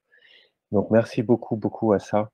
Et je voudrais aussi te proposer, Patricia, que tu ne te sentes pas du tout obligée de rester quelques minutes après et de devoir continuer à faire la simultanée. Donc si tu le sens, c'est OK. Et sinon, on peut soit passer en consécutif, soit je peux essayer de faire une simultanée ou en tout cas, on va prendre une petite pause de quelques minutes. Voilà. So, again, thank you everyone for coming here. Merci beaucoup à toutes et tous. Et c'était très chouette d'entendre que nous tous qui nous mobilisons pour changer le monde avons aussi un espace pour nous mobiliser pour changer nous-mêmes. J'ai personnellement adoré cette idée d'activisme intérieur. Inner activism, that was so precious.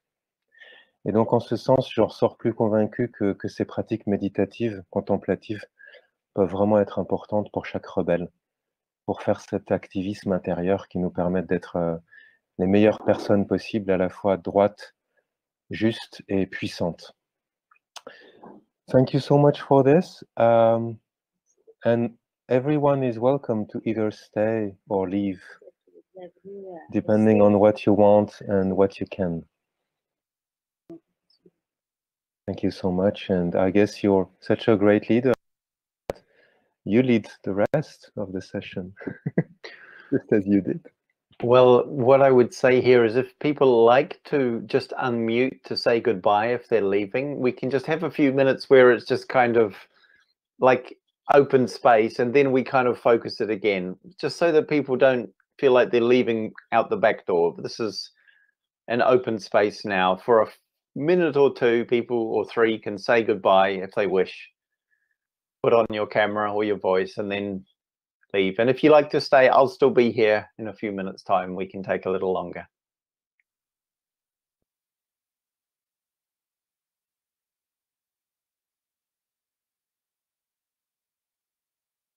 Goodbye. Thank you.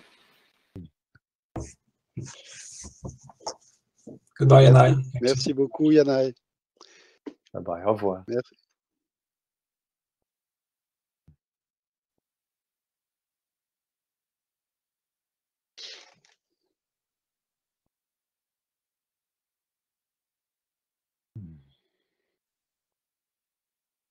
Thank you very much.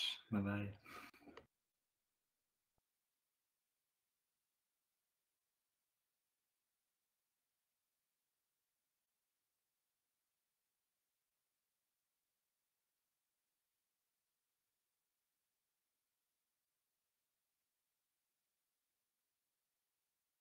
Merci. Maybe we can also invite, if in the en français side, people wish to make a question that you can bring. Maybe if they put one that wasn't answered, they could post it again so we know they're still here.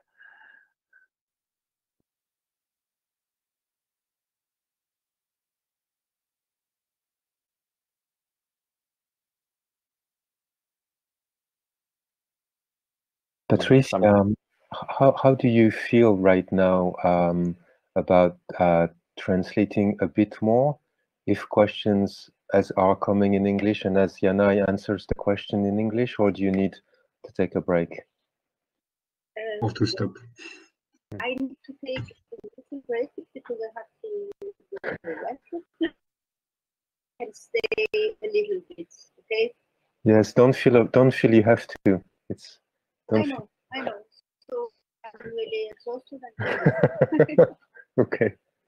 Okay. Okay. Thank you. Et donc during that time that Patricia is taking a break, donc pendant ce moment où Patricia fait une pause, vous êtes bienvenue peut-être pour voilà, réfléchir à une question si vous avez envie d'en poser. Peut-être la poser dans le chat de la réunion dans laquelle vous êtes, de manière à ce qu'on puisse facilement les répartir à Yanai. Comme ça, le temps que Patricia se repose, si vous le souhaitez, vous pouvez aussi poser votre question dans le chat, ce qui n'empêchera pas que vous pourrez aussi prendre la parole, si vous le souhaitez, en vidéo, pour la poser directement.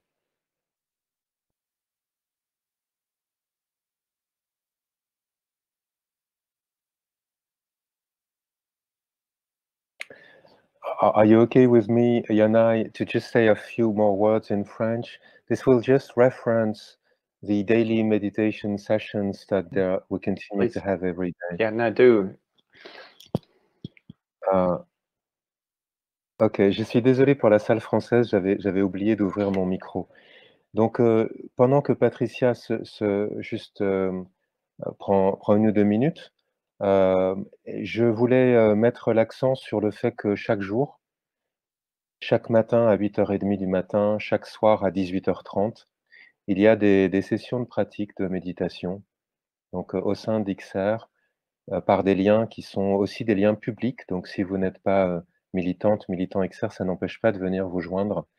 Et ces liens, on vous propose de vous les transmettre tout à l'heure, un peu plus tard, par email, de la même manière qu'on a pu vous transmettre hier soir les liens vers ces sessions live. Comme ça, vous pourrez choisir de venir participer si ça vous tente. Well, Patricia, are you good to go? Okay, but I have an echo. Oh, okay, that's me. So I will close my microphone and hand it over to Yanai. And Yanai, as soon as you see a question in the pads, in the English pad where you are, you can please take it or invite anyone to ask their question. And if we see questions in the French room, we will make it available to you. Sure, thank you. And perhaps I'll just say, so you're wondering, I'm thinking, you know, we take maybe another 10 minutes or so, because for all of us, this is, you know, good. Even though I like to go on all day, it's not so wise. And if you have a question, or it may be a comment or something that's more of a thought that you'd like a reflection on rather than a question per se, that's okay too. Itsuki, you have a question?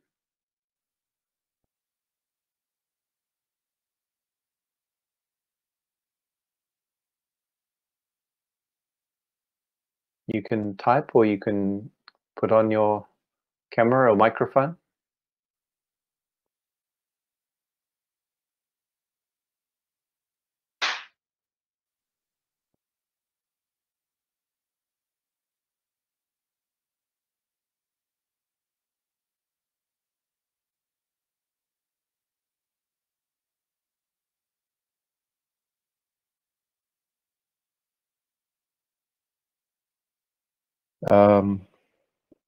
Okay, so I think it's we come to Itsuki in a moment.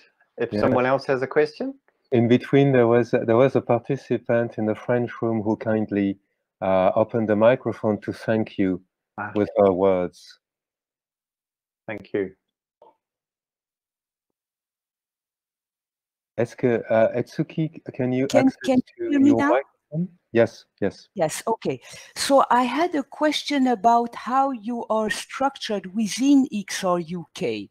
So in particular, do you have a kind of a Sangha? Do all the meditating activists regularly practice together, or do you essentially meet on actions? And maybe in groups to prepare your presence in action?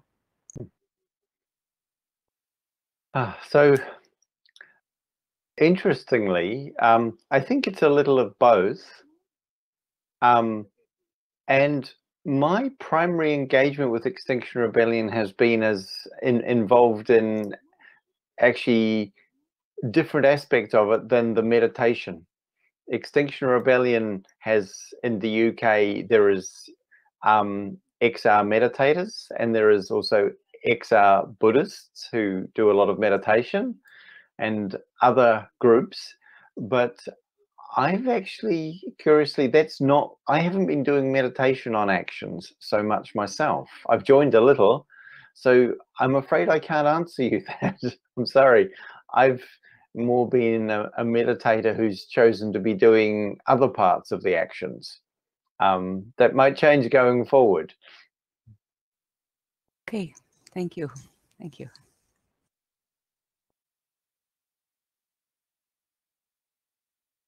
So is anyone else who would like to ask a question or put in the chat?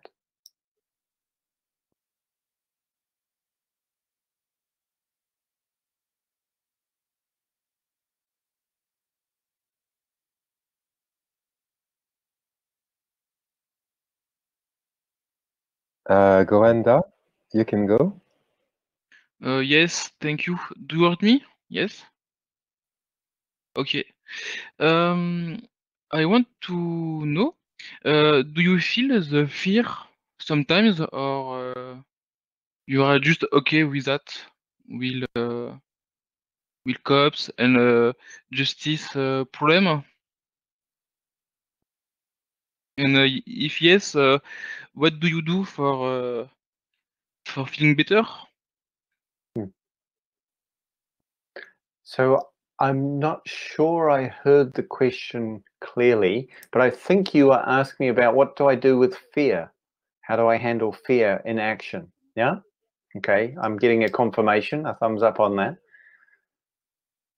It's scary. It's scary to be in a situation where one is out of control, where one is vulnerable. It's also scary to be on a planet that's vulnerable and out of control. So for me, it's not so much about not being afraid. I think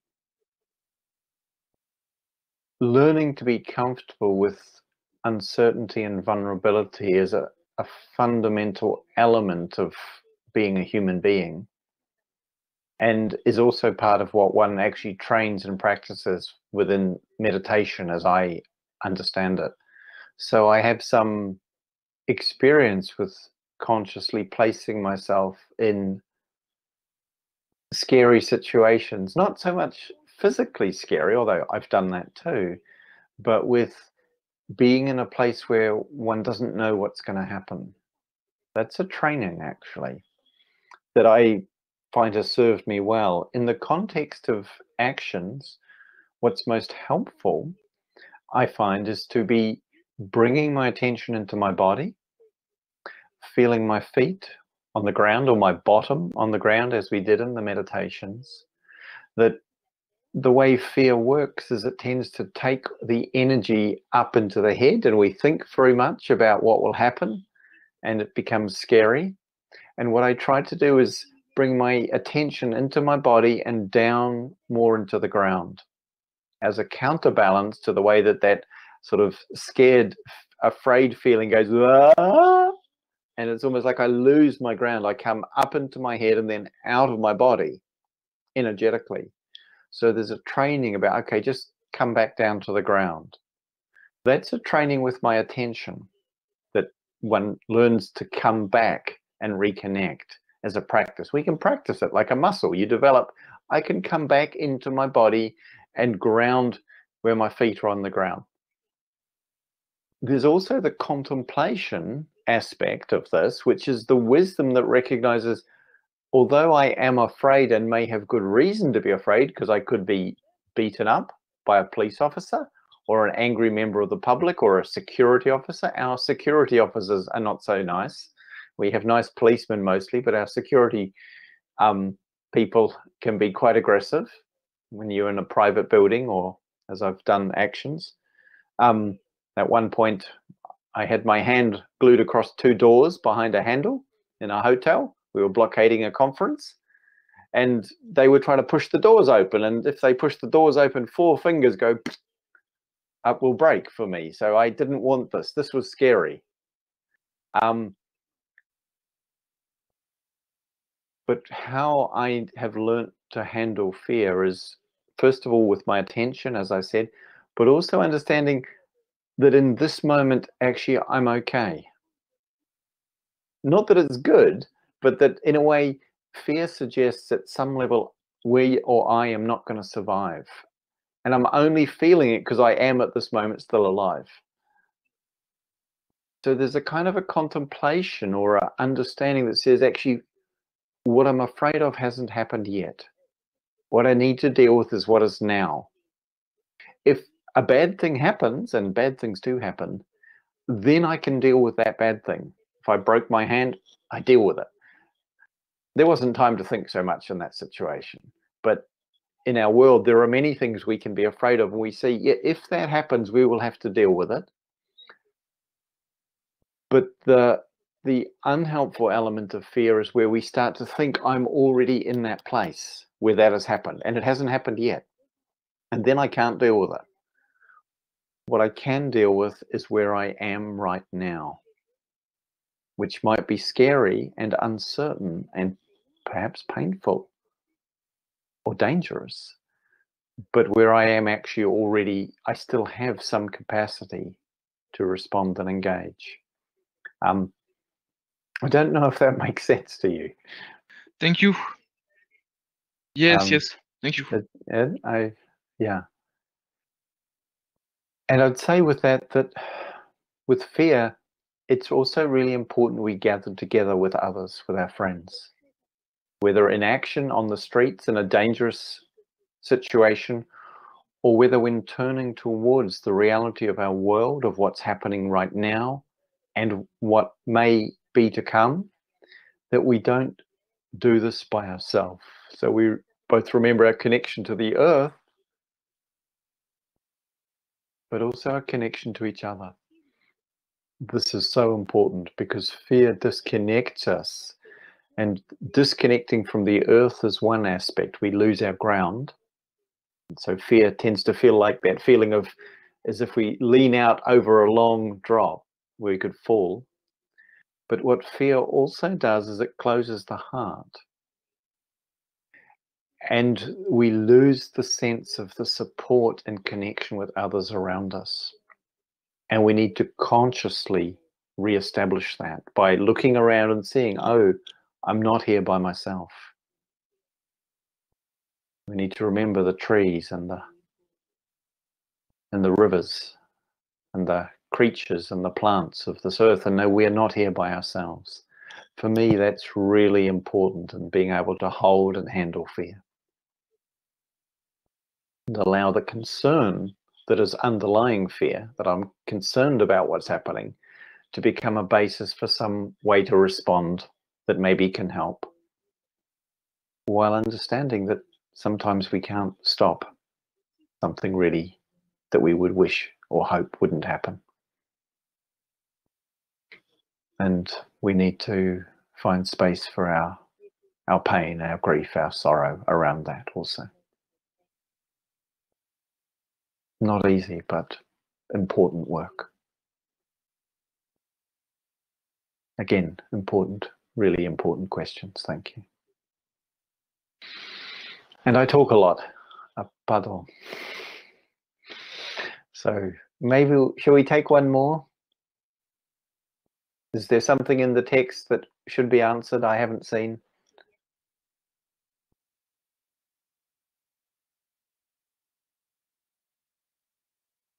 Or then we have Maitri.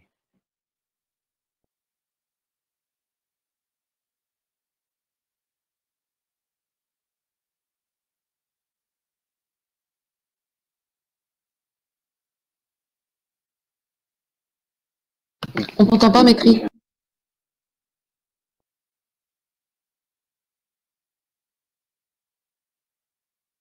Still can't hear.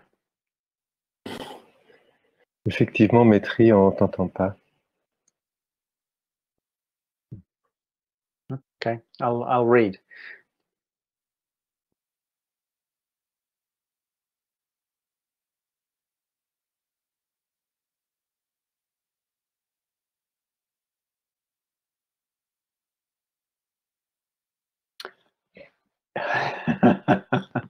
Yes.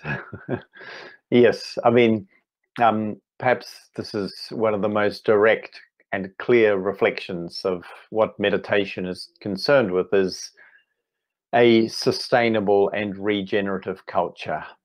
And I think a lot of people in regen, as we call it here at least, are people who have some experience and knowledge of meditation and understand that it is also a very powerful vehicle for, in a way, cherishing, for self-sustaining, for inner well-being. And the principles of of stopping and of pausing that are so important are embodied in meditation. Even if we can't get our mind to stop, as most of us will know is not easy, just getting our body to stop for a little while is actually very helpful and regenerative. That the natural process of life involves pause between engagement. So winter comes before spring. In a certain way, that the meditative stopping of producing what is new in order to digest what is old is what provides the raw material for new life to come. New understanding, new qualities of energy or well-being. One Zen monk activist I read about,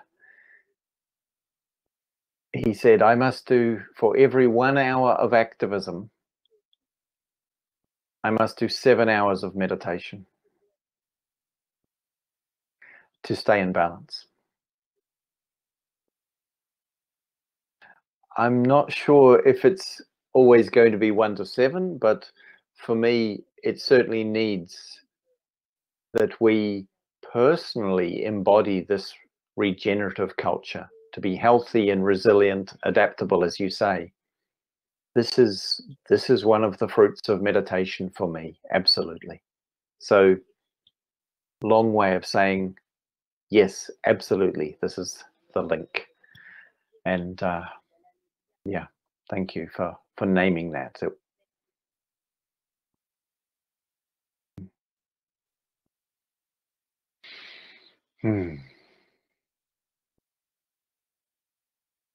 So I think I should again say thank you and farewell, merci, au revoir. And I've been inspired to be with you. And perhaps we will find some way to do this again, or maybe we will find some way to be on the streets together. I would be happy to do that. And yeah, thank you so much to Patricia for the translation. Really deep bow to you. And to the many of you, certainly particularly Maitri and Francoise and others who have helped this be possible and put a lot of work into making it happen. Thank you so much for this activism, as well as your other work and activism. And I really wish you all very well. Thank you.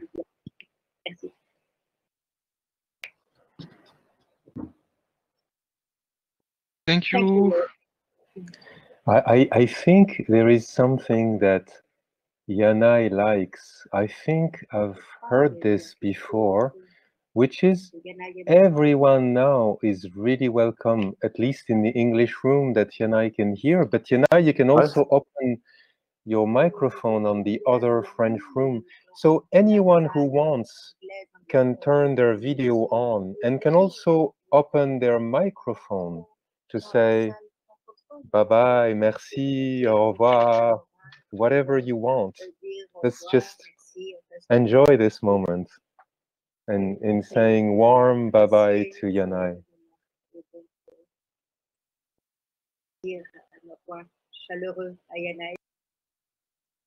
Thank you. Bye-bye. Thank you so much. Thank you. I don't have a microphone in the French room. It's not offered to me. I have to go off and come back. So pass my thank you to everyone there. Thank you kindly. Thank you very much.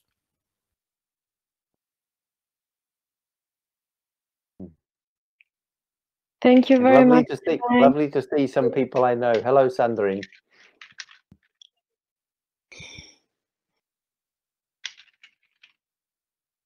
It's great to make the link for you, Yanai, that Francois and I are colleagues. Small world. Yes. Small world. Thank you.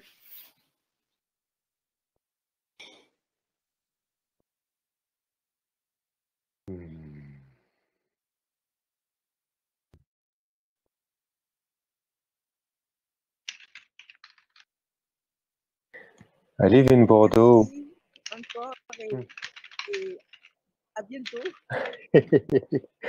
Okay, someone is saying in the French room, thank you so much, Yanai, and see you soon.